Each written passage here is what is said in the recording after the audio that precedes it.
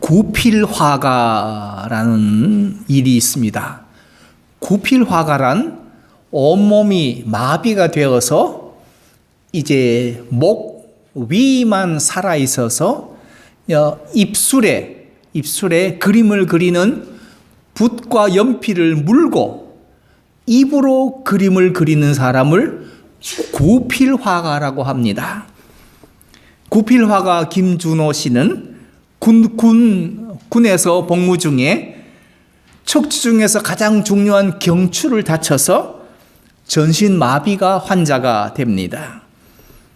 그러나 그는 절망적인 상황, 20대 젊은 나이에 전신마비가 되는 절망적인 상황에서도 신체 장애를 탓하지 않고 오히려 예수 그리스도를 영접하여 은혜와 감사하며 믿음 생활을 합니다.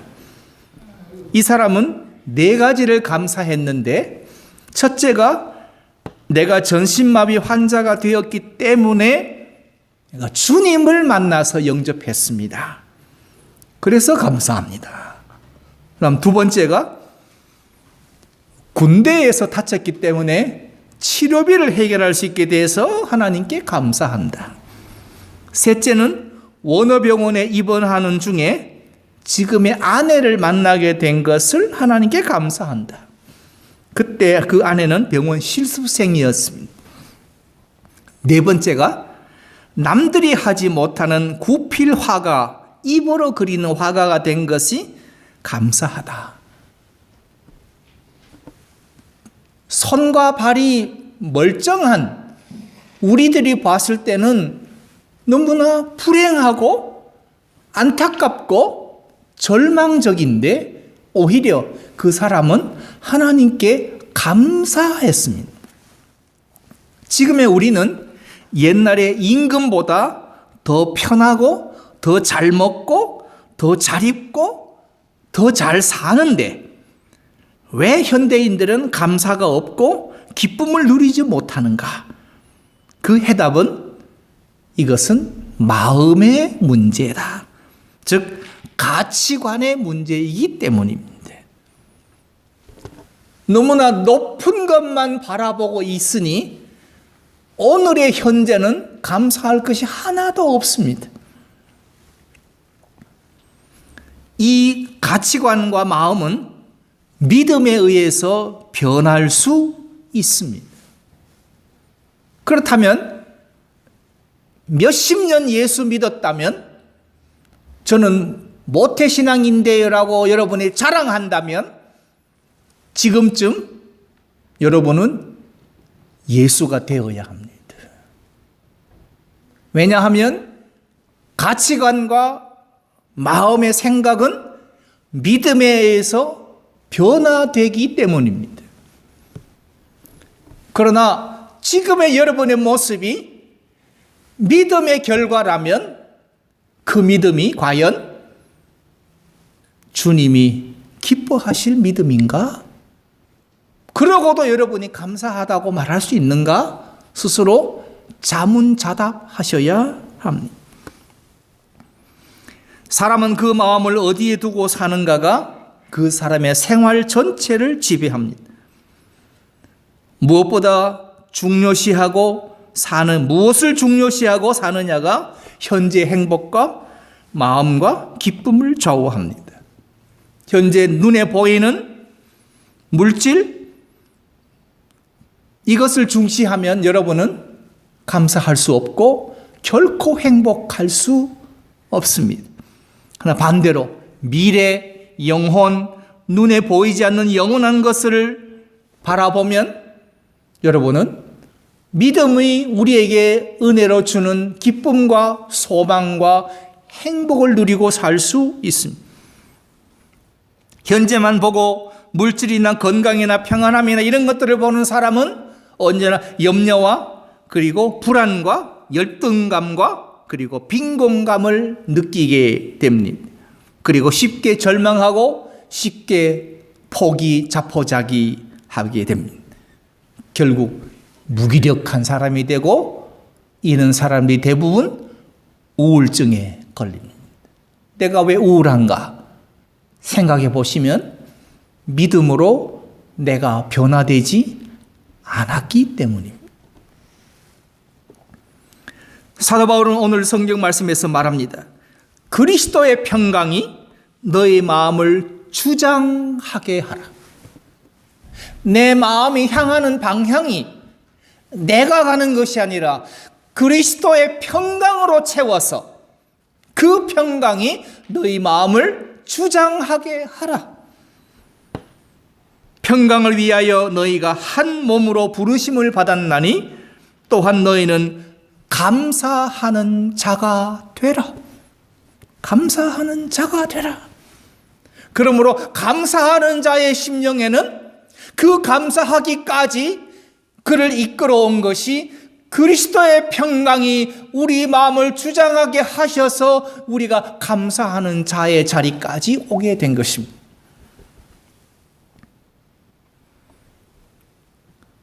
오늘 우리 함께 읽었던 말씀 속에는 핵심적인 단어가 세 가지가 나오는데 첫 번째가 평강, 두 번째가 마음, 그리고 세 번째가 감사입니다. 우리 마음을 평강으로 채우면 평강으로 채워진 마음이 하나님께 감사하는 믿음이 된다. 그래서 평강과 마음과 그리고 감사는 한 세트로 움직이는 겁니다. 그리고 15절 하반절에서 감사하는 자가 되라. 16절 하반절에서는 감사하는 마음을 가지고 하나님을 찬양하라. 17절에서는 주 예수님을 힘입어서 하나님 아버지께 감사하라. 이렇게 감사하라, 감사하는 자가 되라, 감사하라. 이렇게 감사하라고 우리에게 말하고 있습니다. 모든 당부의 말끝에 감사를 붙이고 있는 것이 사도 바울의 신앙이었습니다. 그렇다면 첫째, 이 감사의 비결이 무엇인가? 감사의 비결은 사람의 마음에 그리스도의 평강이 있어야 한다. 즉 히브리어로 말하면 샬롬이 우리 마음 가운데 있어야 됩니다. 샬롬. 근심하고 걱정하는 사람에게 샬롬은 없습니다. 사람은 한 끼나 두 끼를 굶어서는 생명에 지장이 없습니다. 그런데도 한 끼만 굶으면 여러분들 안절부절합니다. 걱정하고 염려합니다. 뭘 먹지. 그런 사람에게는 샬롬이 없습니다. 샬롬은 그리스도의 평강으로 마음에 채워진 사람은 부요합니다. 풍요합니다. 넉넉합니다. 그리고 배부릅니다. 그렇다면 그리스도의 평강이란 무엇인가? 십자가에 달려 죽으시면서도 자신을 십자가에 매달아 죽게 한 사람들, 조롱하고 비웃는 사람들, 그리고 그렇게 사랑했지만 배반한 제자들 다 용서하시고 사랑하셨던 그 마음, 아픔과 고통 중에서도 흔들리지 않는 고요함, 평안함, 이것이 그리스도의 평강이라면 이 예수님의 평강이 사람 마음에 있게 되면 예수님처럼 어떠한 어려움에 닥쳐도, 예수님처럼 고통을 당해도 우리는 예수님을 생각하며 예수님도 참으셨는데, 예수님도 어려움을 견디셨는데 또한 나에게도 하나님이 좋은 일 주실 거야 하고 소망하고 기뻐하며 우리는 견뎌내게 됩니다. 마침내 그리스도의 평강으로 말미암아 예수님이 당하신 것을 내가 알고 믿고 예수님도 승리하신 것을 믿는다면 마지막 결론은 그래서 감사하는 자가 됩니다. 그래서 건강해서 감사, 반대로 아파도 감사. 부자가 돼도 감사, 거지가 되어도 감사. 많이 얻어도 감사. 모두 잃어도 감사. 일이 잘 돼도 감사. 일이 안 돼도 감사. 그러므로 조건과 환경에 따라 움직이는 신앙이 아니라 그리스도의 평강으로 채워진 신앙이라면 감사하는 자가 됩니다. 구약성경 열왕기하 6장 15절에 보면 엘리사가 밤새 그 당시 이스라엘의 대적인 아람 군대들에게 포위를 당합니다. 포위 당하면 즉 전멸하기 마련입니다. 이것을 본 엘리사의 종은 이렇게 말합니다. 엘리사에게 고하되 내 주여 우리가 어찌하리이까. 이제 다 죽게 됐습니다. 아람 군대가 우리를 포위했습니다. 이제는 도망갈 데 없습니다. 우린 여기서 죽습니다. 그랬을 때 엘리사가 이렇게 말합니다.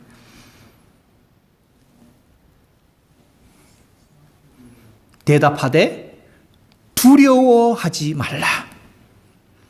우리와 함께한 자가 저와 함께한 자보다 많으니라. 우리와 함께한 자가 저들과 함께한 자보다 더 많으니라. 종이 못 본 것을 엘리사는 봤습니다. 이것이 그리스도의 평강으로 마음이 채워진 자의 삶입니다. 왜 똑같은 환경인데 이러한 차이가 생기는가? 결국 무엇을 보고 사느냐의 차이, 마음의 문제, 가치관의 문제입니다. 현재만을 보고 눈에 보이는 것만을 보고 살면 항상 불안하고 걱정, 근심이 떠나질 않습니다. 그러나 보이지 않는 세계, 멀리 보고 하나님을 믿고 하나님을 보고 살면 어떤 상황에서도 견고하며 흔들리지 않을 뿐만 아니라 강하고 담대한 자가 되어 감사하는 자가 될 수 있습니다. 영화 빠삐용이라는 1970년대쯤에 나온 영화인 것 같은데요. 그 빠삐용이라는 영화에 보면 참 재밌는 장면이 많습니다. 속고 속이고 쫓기고 도망가고 여러 장면 속에 옥에 갇혔을 때 그 바퀴벌레가 기어다니는 것을 봅니다. 대부분의 사람은 바퀴벌레 보면 징그럽다고 소스라치게 놀랍니다. 그리고 때려잡으려고 합니다. 그런데 빠삐용이라는 영화에 나오는 그 주인공은 전혀 다릅니다. 단백질 이라면서 잡아먹습니다. 모든 사람이 징그럽다고 여기는 거지만 그 사람에게는 단백질의 공급원이었습니다. 그날부터 자기 방에 들어오는 모든 바퀴벌레는 잡아서 먹으면서 탈출을 위한 건강을 유지했습니다. 물론 운동도 중단하지 않고 열심히 운동하면서도 그 바퀴벌레를 통해서 단백질을 섭취하려고 애를 썼습니다. 이것이 생각의 차이요, 마음의 차이요, 결국은 믿음의 차이였습니다. 여러분 앞에 놓여진 어려운 문제, 시련과 고난, 질병과 고통을 어떻게 여러분 보십니까? 아이고 하고 쩔쩔매십니까? 그 사람은 패배자입니다. 그러나 생각의 문제, 마음의 문제, 가치관의 문제, 믿음의 차이가 있다면 할 게 아니라 담대하게 떨쳐버리고 감사하는 감사하는 성도가 되셔야 합니다. 한국에 있는 그 신학교 교수 가운데 정택이라는 교수님이 계시는데요. 상담학을 전공한 교수님인데 이 사람이 정말 모태신앙으로 교회라면 징그럽게 교회를 다녔습니다. 그런데 어느 날부터 기도를 하는데 기도에 입이 떨어지지 않습니다. 염려와 근심은 잔뜩 짊어졌는데 하나도 해결되지가 않습니다. 교회 가서 목사님에게 말씀드렸더니 부르짖어 기도하라 그러시더랍니다. 그래서 부르짖으려고 하는데도 용기가 나지 않고 입이 떨어지지 않더랍니다. 심각한 신앙의 위기가 찾아왔다. 내가 일평생 예수 믿은 게 아무 의미가 없다. 위기를 본인 스스로 알고 그래서 기도원으로 산으로 헤매고 다녔습니다. 그런데 마음은 더 답답해져 갑니다. 그러던 중에 소록도라는 음성 나환자촌을 방문하게 됩니다. 소록도에 사시는 분은 우리가 손에 접촉을 해도 병이 옮기지 않습니다. 음성 나환자니까 다 치료된 사람입니다. 근데 거기 가서 마침 갔더니 수요일 날 낮예배 시간입니다.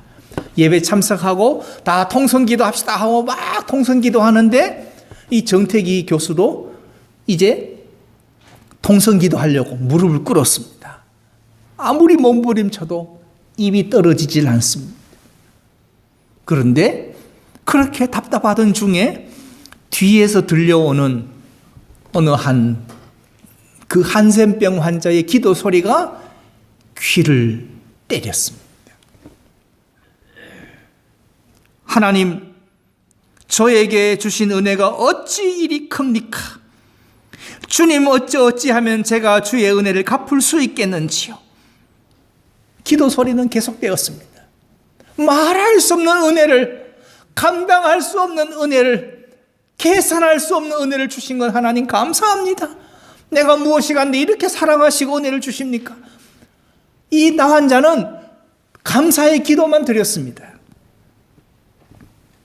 그래서 이 정택이 교수가 도대체 어떤 사람인가 싶어서 눈을 떠서 뒤를 돌아봤더니 세상에 머리카락은 다 빠지고 눈썹도 없고 눈도 퀭하고 코뼈는 다 문드러져서 코는 안 보이고 손가락은 10손가락은 다 문드러지고 손목만 남아있고 이건 사람이 아니었습니다. 그 음성 나환자들이 예배 드릴 때 찬송 부를 때 박수 치는 소리는 우리는 이렇게 치는데 그분들은 이렇게 칩니다. 뼈와 뼈가 부딪히게 박수 칩니다. 그런데 우리는 아픈데 그 사람들은 통증을 모릅니다. 그래서 뼈가 뼈로 이렇게 박수를 칩니다. 그렇게 뜨겁게 찬양을 하는데 뒤돌아보니 코뼈도 문드러지고 눈도 퀭하고 눈썹도 머리카락도 없고 10손가락 다 문드러져서 손목 마디만 남아있고 형편없는 사람이 감사 기도하더라. 그래서 이 정태기 교수가 기도가 끝난 후에 그 사람을 붙들고 나는 이렇게 멀쩡하고 당신이 이렇게 몰골이 이런데 어떻게 감사할 수 있습니까? 그랬더니 이 문둥 한센병 환자가 하는 말이 내가 이 문둥병이 걸리니까 세상도 나를 버리고 친구들도 버리고 심지어 가족들도 나를 버렸다. 그런데 이 소록도에 들어오는데 그 중에 한 분이 나를 따라왔다. 그랬더니 이 정태기 교수가 그분이 어떤 친구예요? 라고 물었습니다. 그랬더니 그분은 예수님이십니다. 아무도 나를 따라오지 않고 모든 사람이 다 나를 버리는 그때 끝까지 나를 버리지 않고 나를 따라오신 분, 그분이 예수님이셨고 지금도 그분은 내 침상에 나와 함께 계신다. 그러니 내가 뼈 마디마디를 부딪혀서라도 내가 찬양하지 않겠는가? 감사하지 않겠는가? 일주일 동안 이 정태기 교수가 소록도에서 살면서 그분들이 얼마나 진심으로 감사하는가를 봤습니다. 마지막 떠나올 때 그 할아버지가 하는 말이 당신은 몰라. 당신은 잃어버린 것이 없기에 몰라. 나는 다 잃어버렸지만 나는 예수를 얻었기에 나는 알아. 내가 왜 이리 기쁜지 당신은 몰라. 그 말을 남겼을 때 정태희 교수가 나도 이제 다 잃어버리고 예수를 얻어야 되겠다 라고 결심하고 그의 신앙이 회복되었다는 얘기를 했습니다. 우리는 너무나 많은 것을 다 가지고도 기뻐하거나 감사함이 부족합니다. 그리고 더 많은 것을 얻어야만 만족하고 삽니다. 바울은 항상 기뻐하고 감사하라고 하면서 우리가 두 번째로 모든 환경을 하나님 안에서 환경을 보는 우리의 신앙을 가져야 합니다. 항상 기뻐하고 감사하라고 우리에게 권면하고 있습니다. 그러면 기뻐하고 감사하고 행복을 누리고 살게 된 조건이 바울에게 있었는가? 아무것도 없었습니다. 그에게는 가족도 없었습니다. 집도 절도 아무것도 없었습니다. 그러나 우리에게 항상 기뻐하라, 범사에 감사하라, 쉬지 말고 기도하라. 이것이 하나님의 뜻이다 라고 말했습니다. 그러므로 이 세상의 기쁨으로 만족하지 말고 하늘의 기쁨을 소망을 하고 하늘에서 받을 것으로 유업을 삼는 자에게만이 주시는 기쁨이지 세상 것으로 만족하는 자에게 주시는 기쁨이 결코 아닙니다. 여러분 세상에 무엇을 가지고 태어나셨습니까? 한자어에 공수래 공수거라고 있습니다. 빈손으로 왔다 빈손으로 가는 겁니다. 맞습니다. 다 버리고 갑니다. 그러나 우리가 성도가 마지막까지 가지고 갈 수 있는 것은 신앙은 가지고 갑니다. 그리고 하늘에 쌓는 것으로 우리가 예비해 두고 하나님 앞으로 우리가 갈 수 있습니다. 어떤 아버지의 그 낡은 모자를 이 이야기를 들었습니다. 신발도 그리고 양복도 모자도 딸고 따라서 꾀죄죄한 사람이 친구를 만나러 갔습니다. 그 친구는 아주 삐까번쩍하게 차려입고 와서는 한다는 말이 여보게 친구 옷 좀 사 입게 그 돈 놔뒀다 뭐하냐 옷 좀 사 입어 라고 하니까 이 친구가 하는 말이 내가 자녀가 셋인데 세 자녀를 키울 동안 참 하나님께서 이렇게 많이 도와주셨다네. 내가 하나님의 은혜가 아니었다면 내가 이 세 자녀를 장성하게 키울 수가 없었네. 아무리 생각해도 그것은 하나님의 은혜였다네. 라고 하면서 친구가 겉차림에 그렇게 치장할 동안 나는 내 겉차림은 비록 초라하지만 그러나 하나님의 주신 은혜로 이 자녀를 위해서 내가 모든 것을 다 희생할 수 있었다네. 그렇게 만남을 헤어지고 돌아가는 그 친구의 그 낡은 모자를 보면서 이 친구가 거기서 빛이 나는 자식을 위해서 모든 걸 희생하는 아버지의 뒷모습을 낡은 모자를 통해서 봤습니다. 과연 부모의 그 사랑이, 부모의 희생이 얼마나 극진한가를 봤습니다. 맞습니다.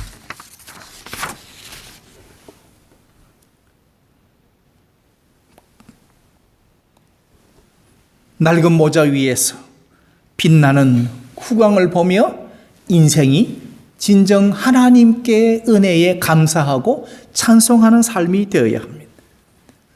세 번째로 이제 나의 주변 사람들, 특히 가족들에게 감사하고 사시길 바랍니다.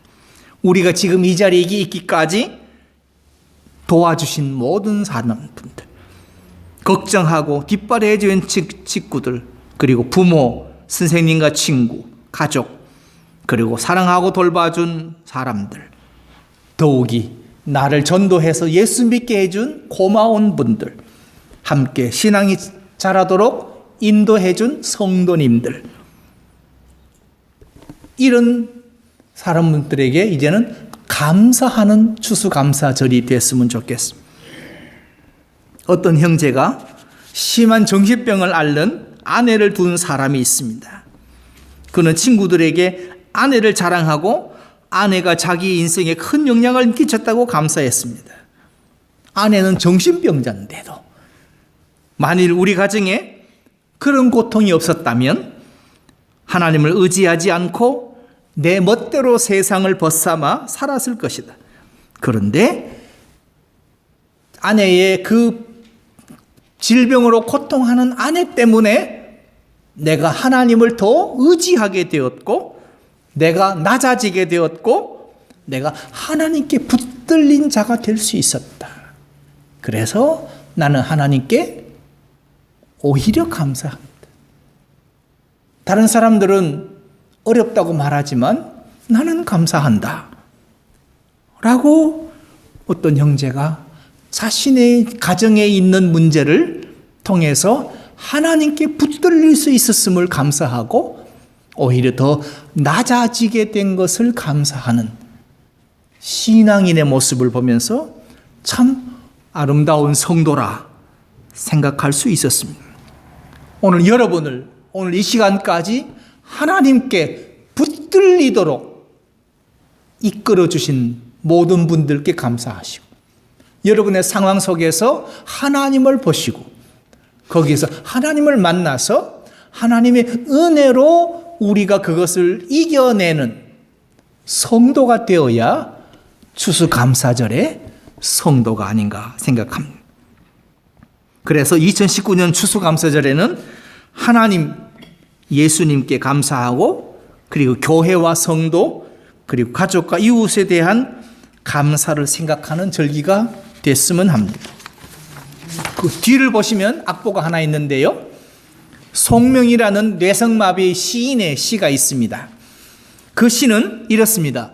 나 가진 재물 없으나, 나 남이 가진 지식 없으나, 나 남에게 있는 건강 있지 않으나, 나 남이 없는 것 있으니, 나 남이 못 본 것을 보았고, 나 남이 듣지 못한 음성 들었고, 나 남이 받지 못한 사랑 받았고, 나 남이 모르는 것 깨달았네.